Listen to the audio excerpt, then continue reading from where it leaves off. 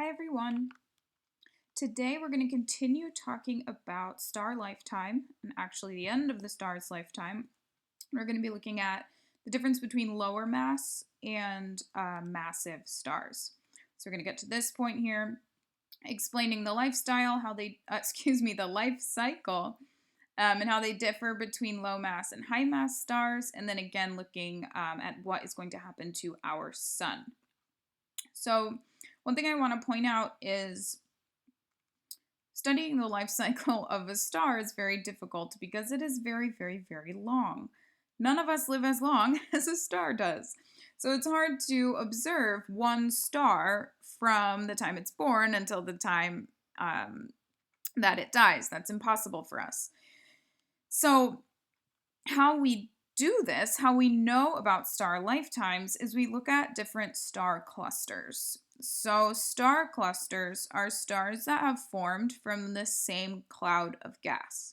So multiple stars forming around the same time from the same cloud of gas means that any differences between these stars must be due to the difference in their mass, in their size. So we're able to compare stars to each other that we know are at the same point in their age, in their location on the HR diagram. They're the same distance from Earth or the satellite, the same chemical makeup. The only difference is the mass. So the way that we're able to look at and understand how stars age differently due to mass is when we're comparing stars where the only difference is their mass. They're created all at the same time from the same cloud of gas, so they're the same age. So we're actually able to compare them fairly easily to each other. So when we think of a star that is less than half the size of the sun, half the mass of the sun, that is what we call a red dwarf. So this star is a very low mass and a very low energy, very low temperature. Red dwarfs, however, consume hydrogen very, very slowly because they have such a low mass. So red dwarfs live a very long time. They have a long lifetime because they use up their fuel, that hydrogen in the core, very slowly. These small stars are very convective, so the whole inner portion of the star is convective. We have convection happening from the core all the way out to the edge. So gases are moving via convection, same way that water is boiled, from the core out to the surface through the whole depth of the star. So in this star, it's sort of constantly stirred.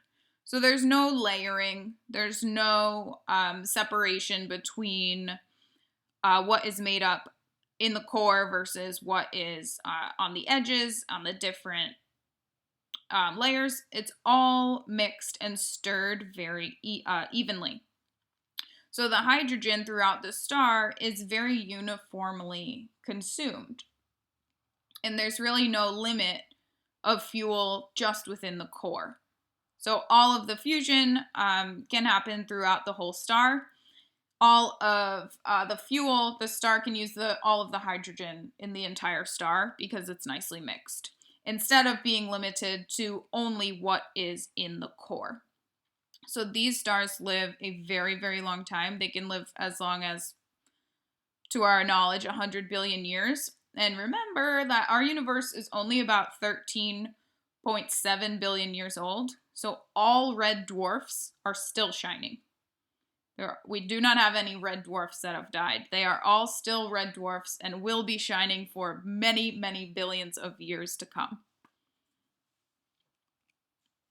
Now, when we think of more of a medium mass star, so a star that is larger than a red dwarf, somewhere between half the size of our sun and 4 times the size of our sun, so here between 0.5 and 4 solar masses. Remember, 1 solar mass is the mass of our sun.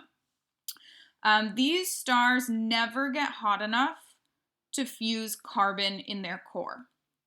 So the medium mass star will fuse hydrogen within the core. It will use up all of its hydrogen and create helium.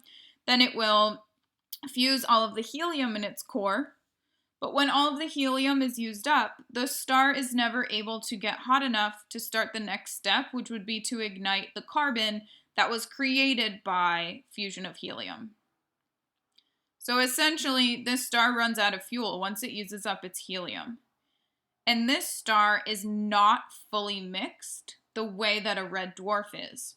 So these medium mass stars are only able to ignite and fuse what is in the convective portion of the star. So for the smaller medium stars, convection is actually occurring at the surface, whereas for larger medium-sized stars, convection happens in the core.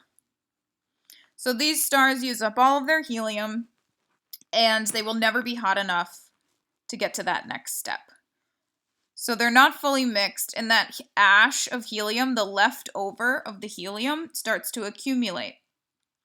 The core of the star will start to contract. As the core is contracting, the rest of the star expands into a giant. As the giant's core continues contracting, the star gets bigger, becomes a red giant. Here is where it is using up all of the helium in its core. All that's left in the core will then be carbon and some oxygen, and the star will never be able to ignite that carbon. So the star is out of fuel. Once it uses up that helium, once the giant uses up the helium, the star is dead. There's no fuel left. So once the star becomes a giant, it runs out of fuel, the atmosphere begins to cool of this giant star. So it's a red giant, and the atmosphere begins to cool. A giant star that is aging will begin to push against its atmosphere, and the layers of the star, the outer layers of the star, will become unstable. They can actually flare outwards and push material outwards from the star because it's so unstable, since it's no longer producing energy pushing outwards. So the gases in the outer layers will actually push outwards from the core. This forms a planetary nebula. So planetary nebulas generally look bluish-greenish, and what we're actually seeing is the ionization of the gases of that dying star. So the gases being pushed away, flaring out from the dying star, forms what we call a planetary nebula. So here are some examples. And here is a diagram. So the star will slowly blow the outer layer gases out away from the star. So the gases that make up the outer layer of the, it would be a giant at this point, star, will start slowly flowing outwards away from what was the core. So this actually exposes the UV light of in the interior of the star, of the interior of the remainder of the star, I should say, because at this point it is a dead star. This will excite some of the remaining gases, which is what gives a nebula a glow. So many nebulas are glowing, that's how they're lit. That's how we see them.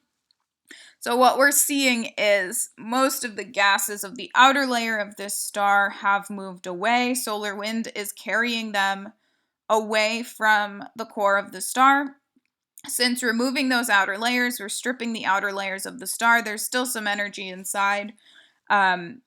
That energy will excite the nearby gases and allow for that really beautiful glowing appearance that we see of these planetary nebulas. So planetary nebulas can be huge. They range from 0.2 to 3 light years in size.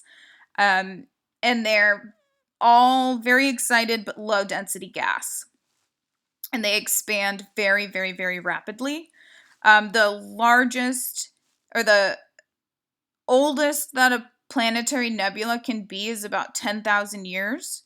After that point, it stops being its own entity, and it just becomes part of the ISM around it. So part of the cloud of gases around it. It stops being its own thing. Everything gets mixed together. So stars under about 8 solar masses, so stars smaller than 8 solar masses, will become planetary nebula. So after the red giant, it runs out of fuel because it can no longer, there's no way for it to get hot enough to start fusing the carbon. So it will eventually become a planetary nebula. Here's some really nice examples of visual photos of nebulas. This is one of my favorite, the Cat's Eye Nebula. So you see the core of the star in there. And what you're actually seeing is the cloud of, you're seeing the death of the star, essentially. You're seeing the outer layers of the star moving away from that once was core. So after this planetary nebula, what we're left with is a core of the star that has used up all of its fuel. There's no fuel left. It was hydrogen, used up all the hydrogen. It was helium, it used up all the helium. So at this point, what's left of the star will start to collapse, and it's going to get hotter and hotter and hotter, and also smaller and smaller and smaller. But it can never be hot enough to begin carbon fusion. What happens is, with this continued collapse and continued compression, the star becomes degenerate. It actually then becomes fairly stable and balanced because the pressure of the degenerate electrons and gravity will balance. Remember that degenerate material resists compression. It can no longer be compressed. So gravity cannot affect the size of the degenerate material. So something important to note is that white dwarfs are not actually stars. They are dead stars. They're not generating their own energy. They're not generating nuclear energy at all because remember, they've used up all their fuel and they're never going to be hot enough to begin fusion again. So essentially a white dwarf is just a mass of carbon and oxygen, and it's surrounded by degenerate electrons with a very thin atmosphere. Not a real star, but we still consider it. So white dwarfs very slowly radiate energy away from themselves. So it's slowly the white dwarf will be losing energy, losing temperature. Remember that the white dwarf can't shrink because it's made of degenerate material. So it can't get any smaller, but it does become cooler over time and it becomes less bright because it's losing energy. So the white dwarf is going to move down and to the right on the HR diagram. So it's going to move down in luminosity and then to the right because it's losing temperature on our diagram. Eventually, the white dwarf would become what we call a black dwarf, which is very cold and also very dark, but we actually don't have any of these yet. So our universe isn't old enough to contain any black dwarfs. So we do not yet have black dwarfs, but that is what we will call them because they will be very, very cold and very dark, sort of the opposite of the white dwarf in terms of a temperature. But remember, it's still degenerate material, so it won't be any smaller in size. But it will lose all of its temperature and lose all of its energy, no more luminosity. So our sun might follow that same pattern. So yes, our sun will eventually die when it runs out of hydrogen and then out of helium. So our star will become a giant and it will collapse into a white dwarf. This is about 7 or 8 billion years out before it even runs out of hydrogen. Then it gets to go through helium. So we've got time. So the sun will definitely grow into a giant and it'll probably be about 100 times larger than it is right now. It will most likely swallow up all of the Earth. If it doesn't quite reach Earth, it's definitely going to evaporate all of our oceans. And the sun is kind of on the cusp of whether or not it will become a planetary nebula. If it's hot enough, it's possible that the sun will be hot enough to become a planetary nebula. Earth would actually become part of the nebula. So that is the life cycle of a smaller or medium-sized star. We have our medium or low mass protostar. We have our main sequence star. The low or medium mass main sequence star becomes a red giant. Then it becomes a planetary nebula, a white dwarf, and then eventually it would be a black dwarf. So it's pretty calm, the small and medium-sized star lifetime. Star forms, gets a little bit bigger, runs out of energy, loses some of its material during this planetary nebula, becomes a white dwarf, and just slowly dwindles away into a black dwarf. That is not true for the massive stars. So a massive star death is very, very different. So right now we're going to go over what happens and leads to the massive stars becoming a supernova. In actually the next lecture, we're going to spend the whole time on black holes and neutron stars. So nuclear fusion in massive stars does not stop after helium. So these stars are way too big to become white dwarfs. So yes, they consume all of their hydrogen in their cores, their helium. They become giants or supergiants. And as they're expanding, the core will condense to the point where it starts to fuse helium. It will use up all of the helium and create a core of just carbon and oxygen. But these stars are hot enough to then ignite the carbon in their core. So the star will use up all of its carbon, creating oxygen. The star will then use up all of its oxygen, creating neon, continuing. So each time the core runs out of a material, it leaves a layer of that material behind.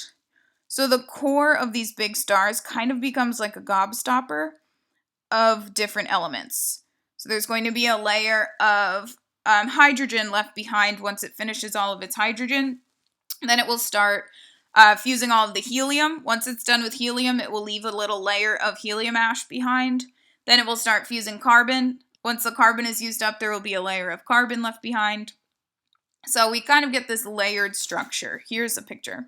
So inside the core of this giant star, we have this layered appearance of, we have hydrogen, helium, carbon, neon, oxygen, silicon, and then iron. So it gets to the point where the star then has heavy elements in the center of the core. So it gets to the point where we have iron in the center of these huge stars. So when we're thinking about a massive star, we have to remember that the fusion in the core happens very quickly. So in order to balance out the large weight of these stars, the stars have to be creating a lot of energy, pushing a lot of energy outward to balance the weight of the big star. So that means it's going to be consuming fuel quite quickly. Now, the rate of fusion also depends on the mass of the atom. So fusion of hydrogen, which is very, very light, is going to take much longer than fusion of oxygen, for example, which doesn't take very long because it's much heavier. So when the star gets to the point that it has iron in its core, the energy production in the core decreases. This is when we start talking about what is called cosmic violence. So the iron core stops producing energy and begins to contract. So there's sort of two ways that nuclear reactions can remove energy from the core of a star at this point. Either the iron nuclei can capture electrons and break them into smaller nuclei, or the temperature in the core is so high that all of the light in the core is actually gamma ray wavelength, and those photons can break atomic nuclei into smaller fragments. But the main point is that we have a core of iron, the energy production decreases, the core starts to contract, and when the core starts to contract, it's going to continue contracting. So the iron in the core allows for continued contracting of the core of this star. As the core continues to contract, the temperature continues to increase. This contraction continues to the point where the core collapses. So the collapse of the core is what we call a supernova explosion. So I have a video here from NASA that shows 4 different ways that this full collapse can happen.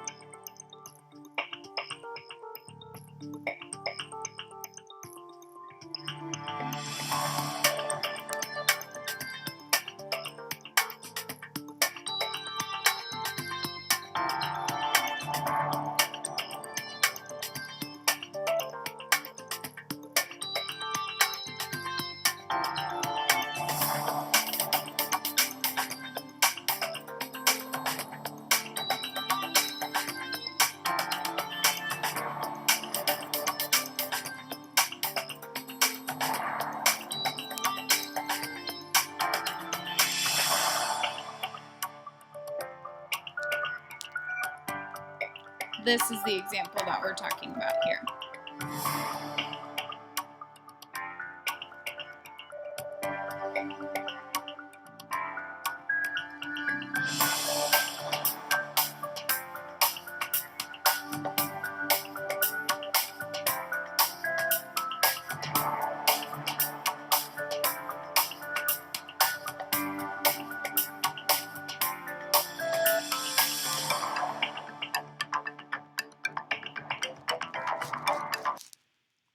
So I like the way they explain that, and I like the artistry that they used to show.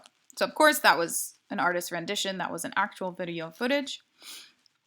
But after this supernova, so we have our super red giant explodes into our supernova, and then what's left is either a neutron star or a black hole, depending on, again, the mass. So if it was a high mass star, the supernova will explode and create what we call a neutron star. If it was a very, very, very high mass, absolutely huge, heavy star, the supernova will explode and become a black hole. So we're going to get into the difference between the two and why there's a difference in the next lecture. So what's happening as our supernova occurs is that we have inward collapse of the star and the core, which actually then causes an outward explosion because there's so much material within the core. So the core collapse will create a huge shock wave that then moves outwards from the core itself.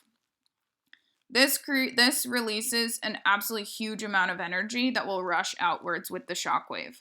So within a few hours, the wave will have moved from the core of the star all the way out through the entire star to the surface of the star.